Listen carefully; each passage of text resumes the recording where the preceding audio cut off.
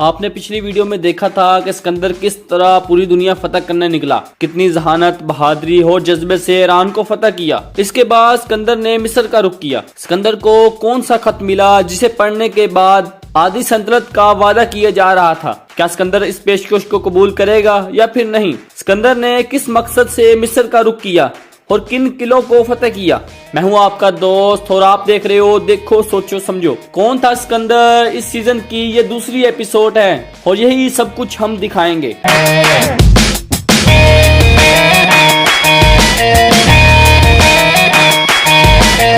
اب اسکندر کا اگلا ہدف مصر تھا، لیکن اس کے راستے میں چند ایک ایسے علاقے تھے جو اس سے مقابلہ کرنے پر تیار تھے۔ ان میں پہلے سور شہر تھا۔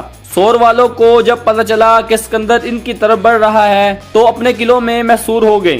سور ایک ایسا جزیرہ تھا، یعنی اس کے چاروں طرف میں پانی تھا۔ یہ دیکھتے ہوئے اسکندر نے فوراً ایک بہت بڑا بحری بیڑا تیار کرنے کا حکم دیا اور اس کے بعد قلعے پر حلہ بول دیا۔ چند ہی دنوں میں یہ اہم شہر بھی فتح ہو گیا۔ سور کے محاصرے کے دوران میں اسکندر کو دارا کا پیغام ملا، جس میں اس نے لکھا تھا کہ وہ اس کی بیوی بچوں کو چھوڑ دے، اس کے بدلے اسے آدھی ایرانی سرحد دی جائے گی۔ یہ پیغام سن کر اسکندر کا خاص آدمی پارمینیو کہنے لگا، اگر میں اسکندر ہوتا تو یہ پیشکش قبول کر لیتا۔ اس پر اسکندر بہت خفا ہوا اور کہنے لگا، اگر اسکندر پارمینیو ہوتا تو وہ بھی ایسا ہی کرتا۔ اس نے دارا کی پیشکش کو مسترد کر دیا اور پیغام بھجوایا، اس کے علاوہ کوئی اور پیشکش ہو تو وہ دارا خود آ کر بات کرے۔ سور کے بعد غزہ شہر کی باری آئی۔ اس کی فتح کے بعد اسکندر مصر میں داخل ہوا۔ اس کی توقع سے ہٹ کر یہاں کے حکمرانوں نے بغیر کسی فوجی کارروائی کے اسکندر کے آگے ہتھیار ڈال دیے۔ یہاں کچھ عرصہ قیام کے بعد وہ دریائے نیل کے راستے سمندر کی طرف بڑھا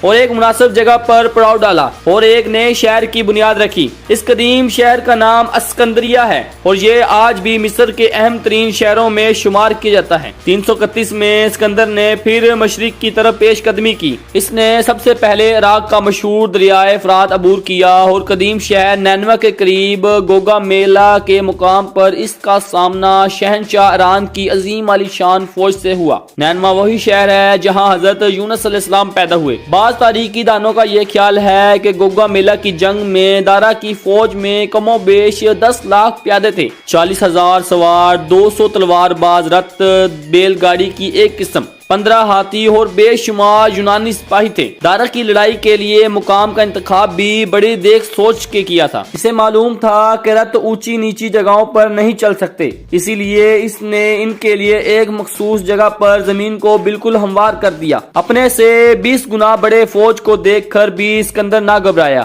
بلکہ اس کے ذہن میں فوراً لڑائی کا ایک شاندار منصوبہ بنا لیا۔ سب سے پہلے اس نے اپنے جرنیلوں کو بلا کر ایسی پرجوش تقریر کی کہ ان سب کی ہمت بند گئی۔ اس کے بعد اس نے حملے میں پہل کرنے کے بجائے انتظار کرنا شروع کر دیا۔ اس دوران میں اس نے اپنے سپاہیوں کو مکمل آرام کرنے کا موقع دیا تاکہ جنگ شروع ہونے تک وہ بالکل تازہ دم اور چاقو چبند ہو جائیں۔ اس کے برعکس ایرانی سپہ سالاروں نے اپنے سپاہیوں سے مسلسل مشقت کا کام لے کر انہیں تھکا دیا۔ دارا نے اپنی فوج کی ترتیب اس طرح سے کی تھی کہ خود درمیان میں تھا اور دائیں بائیں آگے پیچھے اس کے نہایت قابل اعتماد آدمی تھے۔ ادھر مقدونوی سپہ سالار اسکندر کو معلوم تھا کہ کسی بھی فوج کی دائیں طرف کا دستہ جنگ کے دوران میں سب سے زیادہ اہمیت کا حامل ہوتا ہے، اسی لیے اس نے اس کی قیادت اپنے نہایت بہادر اور قابل اعتماد جنرل پارمینیو کو سونپی اور انتہائی دائیں جانب فوج کی ایک اضافی قطار بھی کھڑی کر دی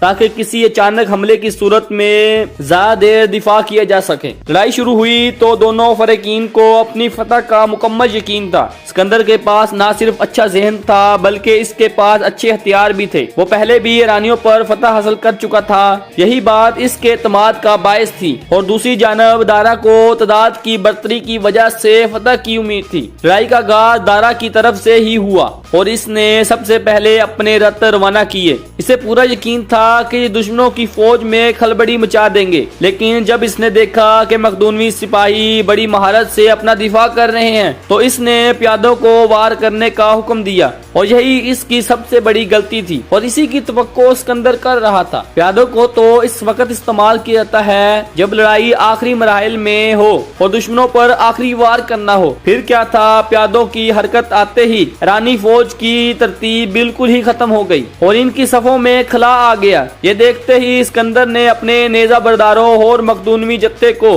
حملے کا حکم دیا۔ اس حملے کی خاص بات یہ تھی کہ اس کی قیادت خود اسکندر کر رہا تھا۔ گرانی کورس کے محاذ کی طرح جو کہ ہم آپ کو پچھلی ویڈیو میں دکھا چکے ہیں، اس مرتبہ بھی اسکندر نے پہلے ایرانی فوجوں کے بڑے بڑے جرنیلوں کو نشانہ بنایا اور آن کی آن میں ان کی لاشیں کٹ کٹ کر گرنے لگی۔ دارا نے جب ایک کے بعد ایک آدمی کو گرتے دیکھا تو وہ ہمت ہار بیٹھا اور میدان سے بھاگ نکلا۔ بس یہی اس جنگ کا انجام تھا۔ اس کے بعد اگر چنانچہ ایرانی فوج نے تھوڑی بہت مذمت کی، لیکن یہ انفرادی سطح پر تھی اور یہی وجہ ہے کہ مقدونوی فوج کا بال بھی باقا نہ کر سکے۔ اسکندر نے جب دیکھا کہ اس کے سپاہیوں نے میدان مار لیا ہے تو وہ دارا کے تعاقب میں نکلا تاکہ بار بار کے مارکوں کے بجائے ایک ہی دفعہ اس کا کام تمام کر دے، لیکن وہ اس کے ہاتھ نہ آیا۔ کہا جاتا ہے کہ بعد میں ایرانی جرنیلوں نے خود ہی مل کر اسے قتل کر دیا۔ یہ واقعہ موجودہ ایران کے دارالحکومت تہران کے پاس پیش آیا۔ اسکندر جب اس جگہ پہنچا تو اسے دارا کی لاش ہی ملی۔ تب اس نے اسے واپسی مستقر ایرانی سلطنت کا دارالخلافہ روانہ کر دیا اور یہ حکم دیا کہ اسے تمام شاہی اعزازات کے ساتھ اسے دفن کیا جائے۔ کامیابیوں کے بعد حالات میں بہت سی تبدیلیاں آ چکی تھیں۔ اسکندر کی فوج اب وہ نہیں رہی تھی جو مقدونیہ سے روانگی کے وقت تھی۔ کس طرح اسکندر کی فوج میں بے چینی پیدا ہونا شروع ہو گئی، کس لالچ سے اسکندر اعظم نے اپنی فوج کو ہندوستان کی سرحدوں پر پیش قدمی کا حکم دیا، یہ تمام باتیں ہم آپ کو کون تھا اسکندر اس سیزن کی اگلی ایپیسوڈ میں بتائیں گے۔ اگر آپ اس سیزن کو شروع سے دیکھنا چاہتے ہو تو آپ اوپر دیکھ سکتے ہیں، نیچے دیکھیں مغلیہ سلطنت